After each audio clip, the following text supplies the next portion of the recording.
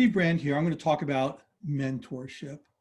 You know, as I look back on my career, the most satisfying moments, even though I've had successes of my own in my career as an entrepreneur and as a business owner and professor, the most inspiring moments is being a mentor.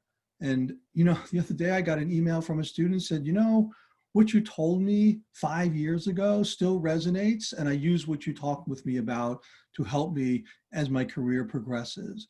Is those memories. And I get those calls like very regularly that this is something I would never expect and I don't anticipate it. But when it comes, it feels like all the time I have put into sitting one-on-one with an early stage entrepreneur, helping them think it through. And the one thing we realize is even though not everyone we mentor will become an entrepreneur, it will be valuable to them in whatever they do if you help them think in new ways and look at the world differently. So being a mentor is extremely powerful. You have the power to inspire and help and move people forward. You also have the power to stop them in their tracks, to be negative and to scare them for what they're doing. And you need to make them feel good about what they're doing. Yes, it is risky. Being an entrepreneur is like really risky. You may not succeed and you may hit up obstacles. And, you know, I always say when entrepreneurs don't talk about challenges, they haven't tried hard enough. So that's something you need to help them through, help them walk through the process so you can make them think that maybe this will pass, this challenge will pass.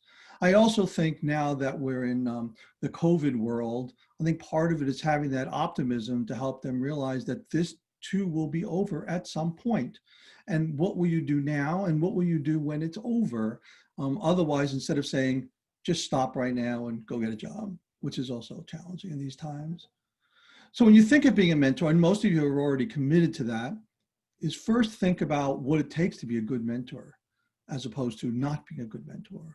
Deep curiosity. You always are asking questions. You care about what other people think, and you look at it through the eyes of other people. You have a deep sense of empathy, but you ask a ton of questions so that you can understand.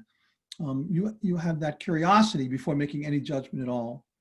You have a sense of experience that other people don't have. It doesn't mean you need to have the exact experience of your entrepreneurs. It means you have experience that makes you wise and thoughtful and asking good questions. Because the worst mentor is one that says, well, I did it this way and this is how you should do it. And the less experienced mentors actually do that more so than more experienced, because the more you know, or the more you learn, the less you really know all the answers, and you're wise about that. You need a passion for new ideas. When a new idea comes up, it's so easy to exert your sense of experience and say, I don't think that'll work. But you have to have a passion for those new ideas and helping them move them along and nurture them and grow them.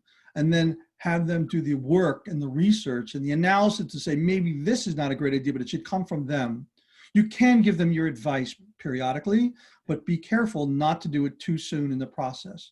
You need to be an internal optimist. Think about things from a positive perspective.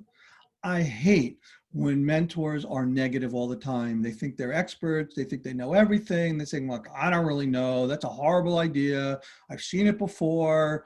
What you need to do is direct them to a place to find the data that suggests maybe they need to say, you know something, I need to pivot. I need to tweak this. You need to be a great listener, more so than a great talker. Some people think that because they have the expertise, when they're engaged as a mentor, they got permission to give all the answers. But being a great listener will make people feel better. And that's your job, is to make them feel better about themselves, about what they're doing.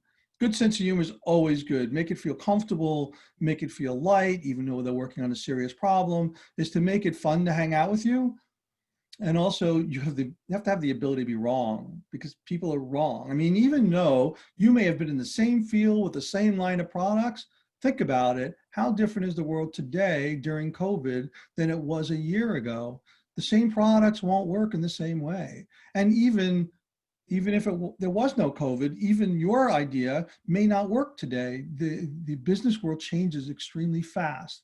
And you need to give people the chance to try things, even if you did it 20 times and it didn't work. However, your expertise could help them. So ask those hard questions to get them to realize some of these things on their own, and be open-minded, just like being an optimist, being open-minded that you might be wrong and that they might have ideas and they might be smarter than you, which actually happens more than not. Especially young people that, in college or just out of college, they actually, in some cases, are smarter than us because they had a different education than us.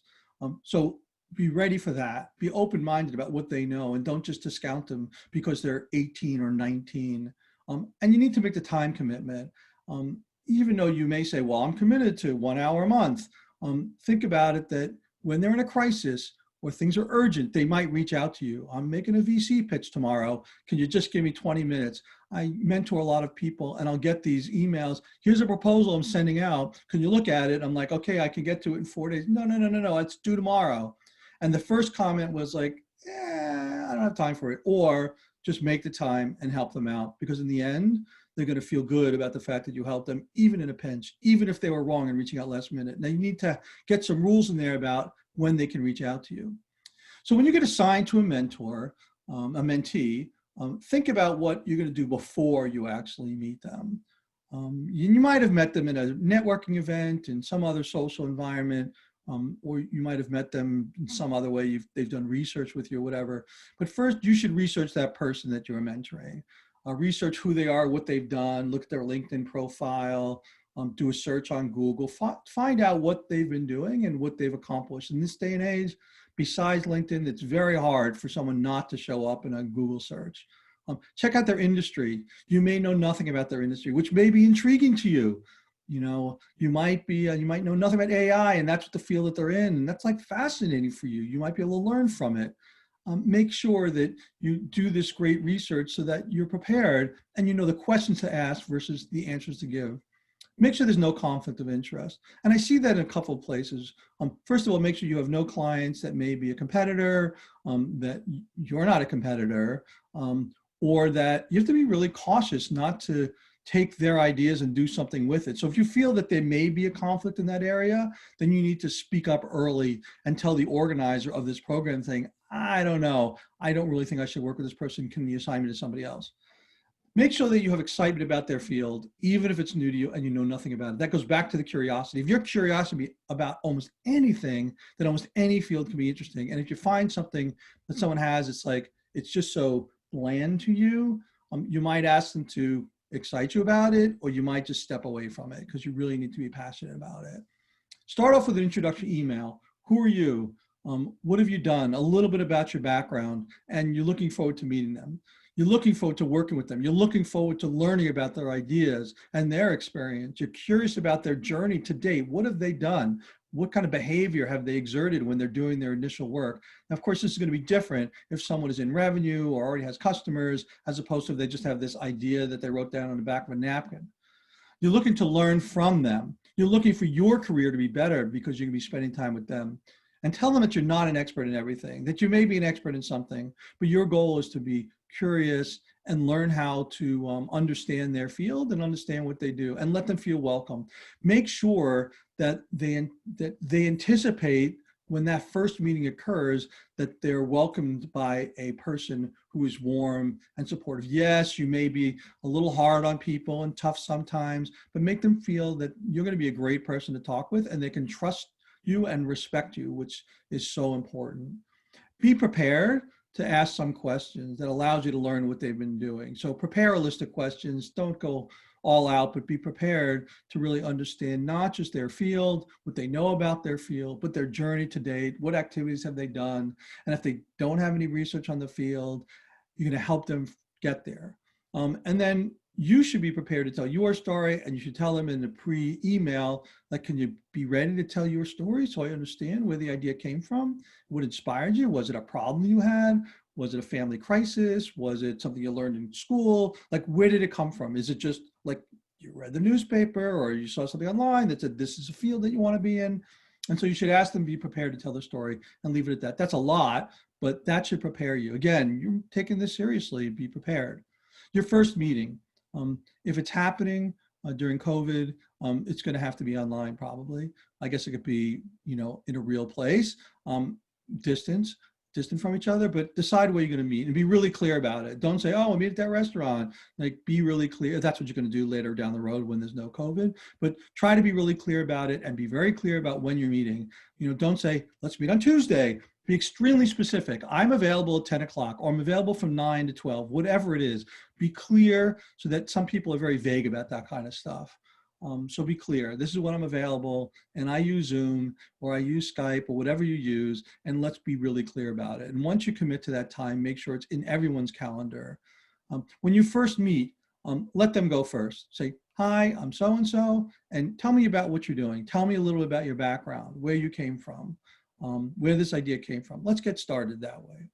And then do a very brief introduction for yourself, and then ask them what they want to know about your background. Now, this will give you some indication on how curious they are. They want to know where you went to college. They want to know what kind of business you've done. If they know about entrepreneurship, they say, what have you failed at? And don't feel uncomfortable talking about it, because failure leads to success. And then ask them, after you've gotten that back and forth on that, is how can you help them in their venture? How can you help them? It's so easy to make an assumption of what you can give them. But what you want them to do is saying, I need help with this.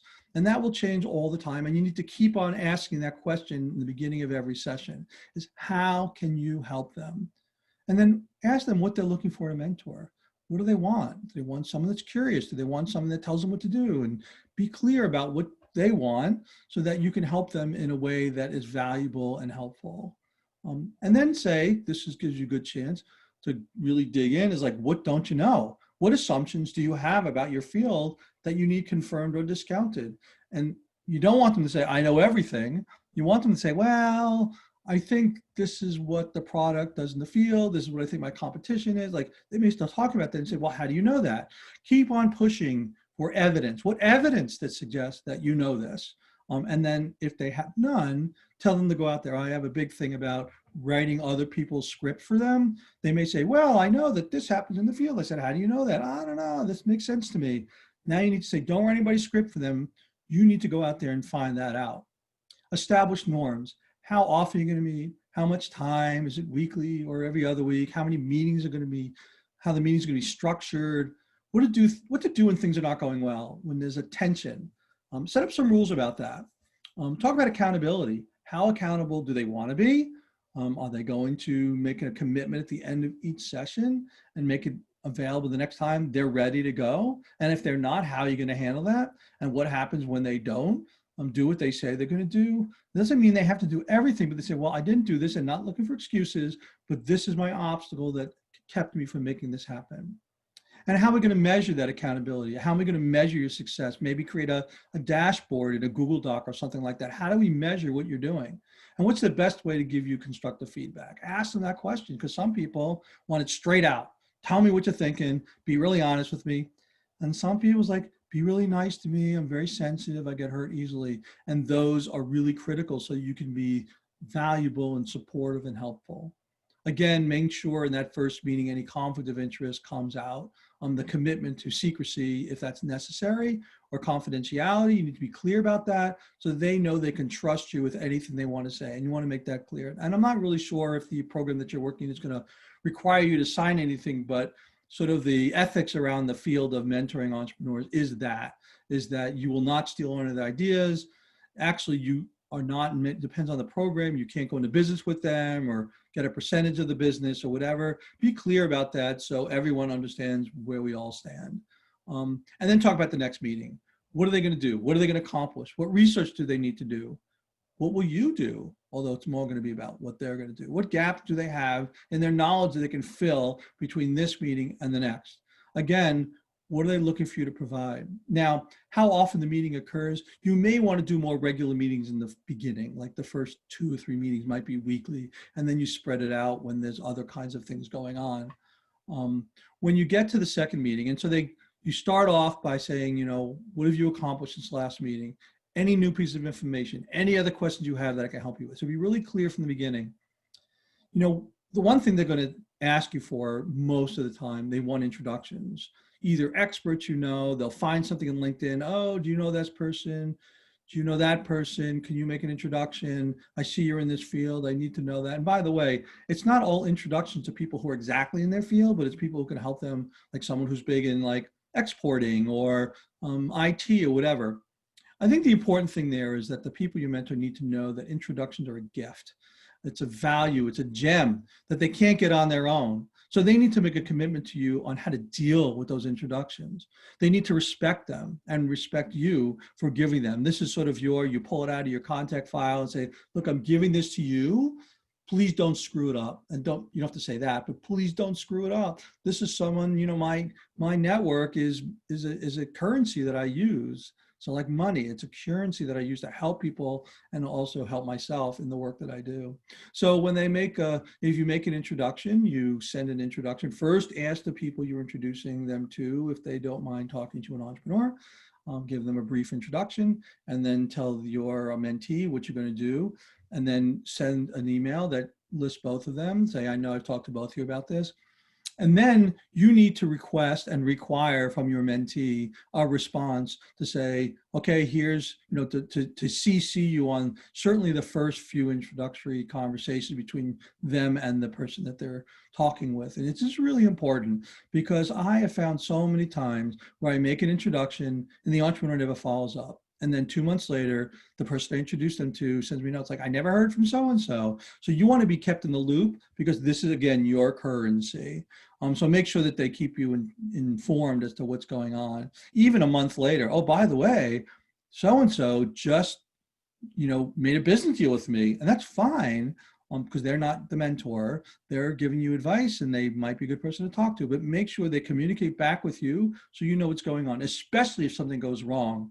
I've had people who make introductions to other people, and then that person is really a bad egg and caused a problem for them. And you want to know never to make that introduction. I have a friend who was introduced to an IT person, and he came on board, and before you know it, he had the keys to their IT, all their passwords and everything, and he screwed her over. And then when they had a money debate, he basically closed up all their systems, and she had to close the business. So this is extremely important. These introductions are critical, and teach them how to embrace and engage with these outside people. Follow through with milestones in the second meeting. Follow through. What are you doing? How did what did you accomplish? What's the accountability? And then when challenges arise, whenever, in between meetings, how should they reach out to you? Or if challenges between you and your mentee. The last thing I want to talk about is celebration. Please ask them at the beginning of each session, so what have you accomplished this week? What are you excited about? What surprised you?